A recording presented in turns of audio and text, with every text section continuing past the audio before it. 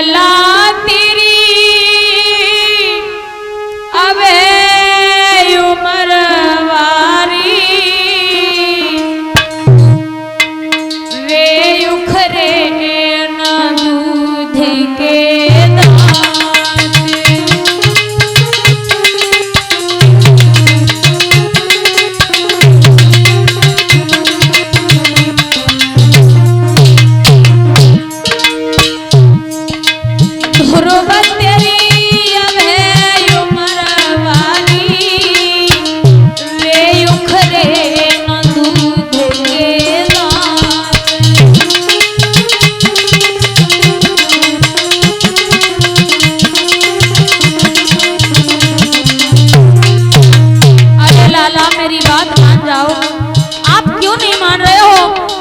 तुम्हारी 5 वर्ष की आयु है लाला।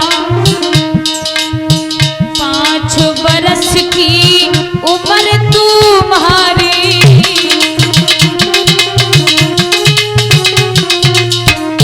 हाँ 5 वर्ष की उम्र तुम्हारी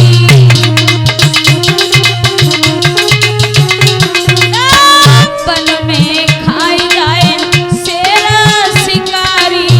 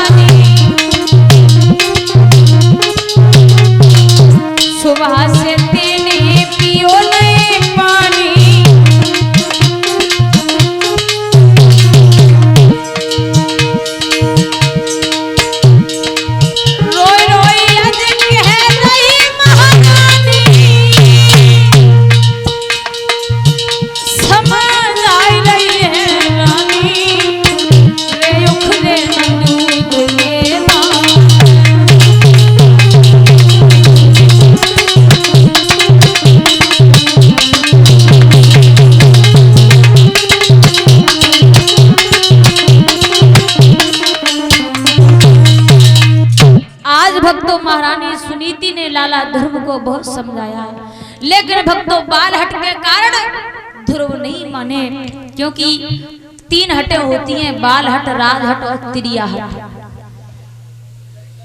बालक बुद्धि, अगर पिता के साथ में बच्चा मेला देखने के लिए जाता है, भले ही पिता महीने के 5000 कमाता हो, अगर बच्चा ने देख लिया कि हमें ये खिलौना चाहिए, भले वो 4000 का आता हो, लेकिन पिता अपनी बालक की हट पूरी करने के लिए वो खिलौना अवश्य ही लेगा। ये बाल हट होती है, और राजा जो ठान ले वो करके रहता है। और त्रिया अगर चाहे, यानी स्त्री अगर चाहे कि हमें 10,000 की साड़ी ले आए दो, चाहे कहूँ से लाए दो, तो ले आनी पड़ेगी भैया। अगर ना ले आओगे तो घर में रोटी खाए को ना मिलेगी। अच्छा ये बताओ, काऊ मैया ने ऐसी जिद रखी है अभी तक? हाँ या ना को जवाब तो दे ही दो, कम से कम शर्म लग रही है जवाब देवे में। जाकी मतलब तुमने ऐसी जिद करी है, भैया बंधुओं को भूखो रखो है।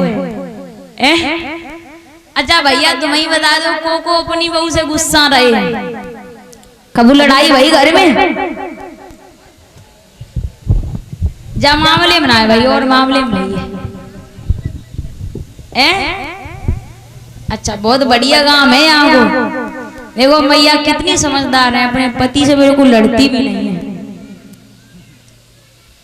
और यहाँ के भैया बंधु मुझे बहुत समझदार लगे हैं। कायसो इतने बढ़िया हैं, पढ़े लिखे तो दूर से समझ में आ जाते है नहीं है?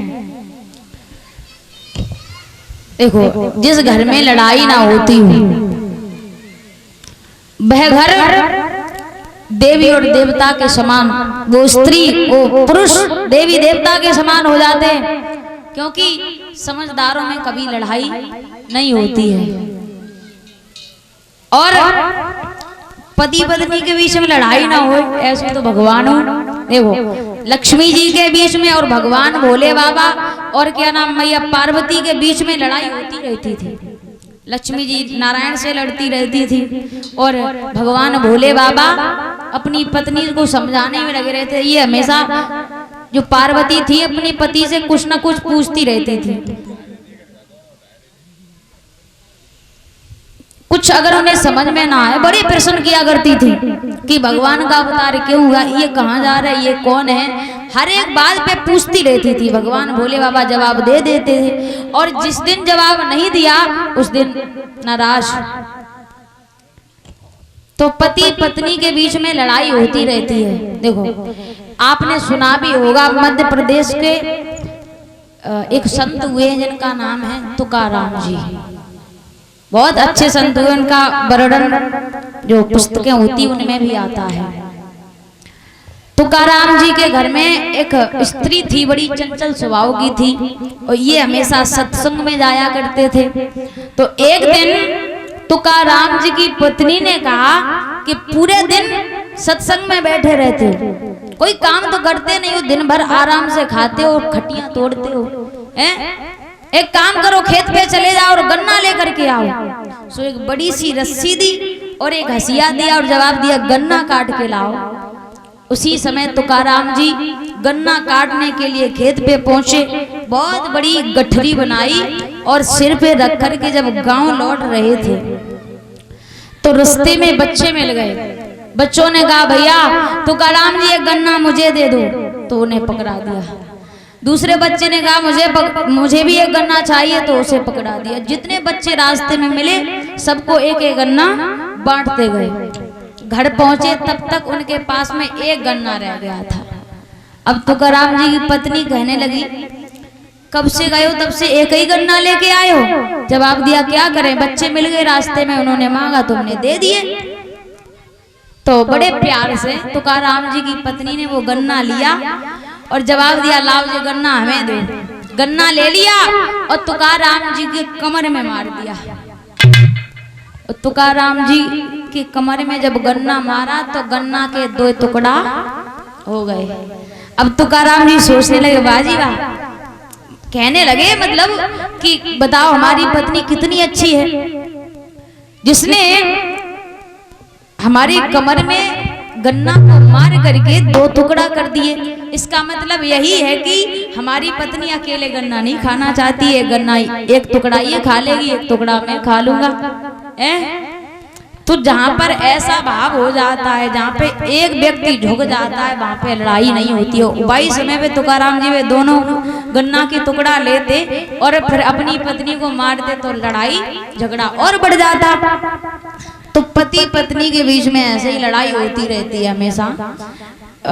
एक बार एक पति और पत्नी के बीच में लड़ाई हो गई तो यहाँ तक बात पहुंच गई, पति ने कह दिया अगर तू असल बाप की हो तो मुझसे मत बोलना। और पत्नी ने कह दिया अच्छा हमसे इतनी बड़ी बात, अगर तुम असल बाप के हो तो हमसे मत बोलना। लड़ाई हो गई, बहुत खतरनाक लड़ाई। जब एक महीना बीत गया नहीं बोला चाली, दूसरा महीना हो गया फिर भी बोला चाली नहीं, तीसरा महीना हो गया, 3 4 5 6 महीना हो गए, बोला चाली नहीं हुई है।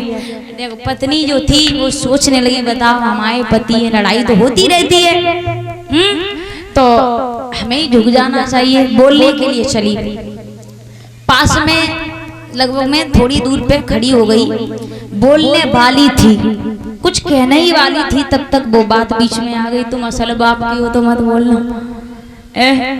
अब इसका मतलब ये दोनों 6 महीना हो गए एक दूसरे से नहीं बोले, अब क्या करें। तो पत्नी ने सोचा क्या करें क्या ना करें, हमारे पति तो हमसे बोल ही नहीं, भाई बोल लेते तो तुरंत बोल जाते, उन्होंने तो कुछ नहीं कहा। पति भी सोच रहा है अगर ये बोलेगी तो हम बोल जाएंगे। एक दिन पति ने विचार किया ये तो बोलने वाली है नहीं, तो पति महाराज सफेद कुर्ता पहने हुए थे और धोती कुर्ता पहन करके दरवाजे पे बैठे हुए थे। सो एक बीड़ी ली उन्होंने, बीड़ी जलाई और बीड़ी पीने लगे। पत्नी दरवाजे पे खड़ी हुई थी पीछे, और चुपके से पति ने अपने कुर्ते का एक कोना जला दिया बीड़ी से। अब कुर्ता जब जलने लगा तो पत्नी देखने लगी, बताओ हमारे पति को कुर्ता जल रहा है। कुर्ता धीरे धीरे आग बढ़ती गई, आग बढ़ने में कितनी देर लगती है भला, आग बढ़ती जा रही है। सोचने लगी हमारे पति जल जाएंगे, तो बोली नहीं। और किस तरह से बोली, किसी का कुर्ता जले तो जले, मैं क्या करूं, अलग मुंह करके पीछे मुंह करके, किसी का कुर्ता जले तो जले मैं क्या करूं, किसी का कुर्ता जले तो जले मैं क्या करूं। फिर भी नहीं सुना पति ने, कुर्ता जलता जा रहा है, आग पहुंचने वाली थी शरीर तक। जोर से चिल्लाने लगी और जवाब दिया, किसी का कुर्ता जले तो मैं क्या करूं, किसी का कुर्ता जले तो जले मैं क्या करूं। अब तो भक्तों महाराज वो लड़का जो था वो कहने लगा, कुर्ता जल गया तो जल जान दे, कम से कम महारानी देवी तुम बोल तो गई हो हमसे। तो भक्तों इस प्रकार से पति पत्नी के बीच में लड़ाई होती रहती है। लेकिन भाइयों अगर दोनों तरफ से यानी एक हाथ से ताली नहीं बजती है, अगर एक हाथ आप लगाओगे ही नहीं तो ताली यानी लड़ाई होगी नहीं, ध्यान रखना। इसीलिए एक व्यक्ति को हमेशा झुक करके रहना ही चाहिए। अगर पत्नी ज्यादा गुस्सा में तो पति शांत हो जाए, और पति ज्यादा गुस्सा में हो तो पत्नी को शांत रहना चाहिए।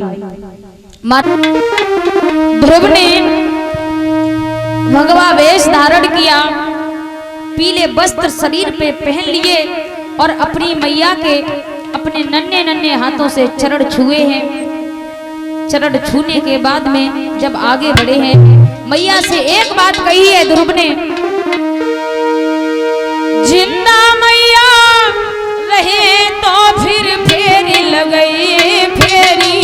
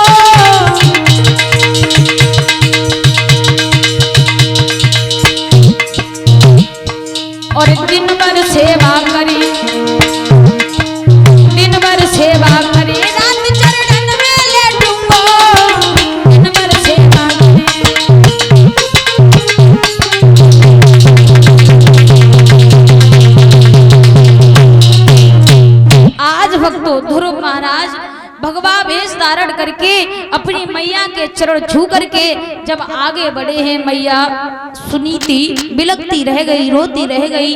ध्रुव ने फिर पीछे मुड़ करके नहीं देखा, क्या घर बिलकती छोड़ी माती हो माती और बन भाग गयो है।